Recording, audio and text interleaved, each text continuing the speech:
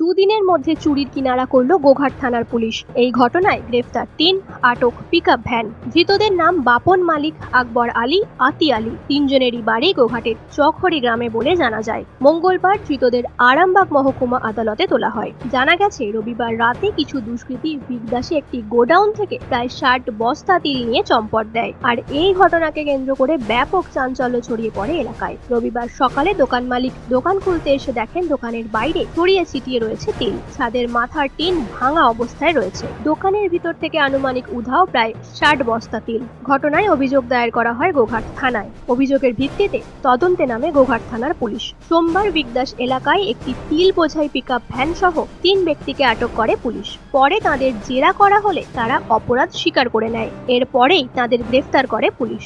তাদের জিজ্ঞাসাবাদ করে রাতে আরামবাগের সুপাড়া এলাকার একটি খালের পাড়ের ঝোপ থেকে ৮ বস্তা তিল উদ্ধার করে পুলিশ। মঙ্গলবার ধৃত ৩ জনকেই আরামবাগ মহকুমা আদালতে পেশ করে গোঘাট থানার পুলিশ। নিউজ আজ বাংলা, গোঘাট। রোগীর সেবায় নিয়োজিত প্রাণ, চিকিৎসায় এবেগুনি একমাত্র নাম।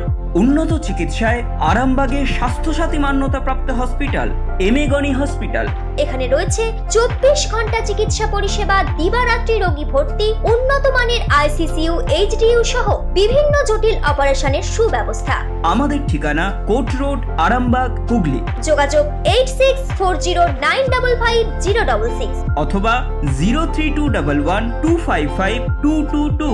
এবেগুনি হসপিটাল, আপনার সুস্থতাই আমাদের সাফল্য।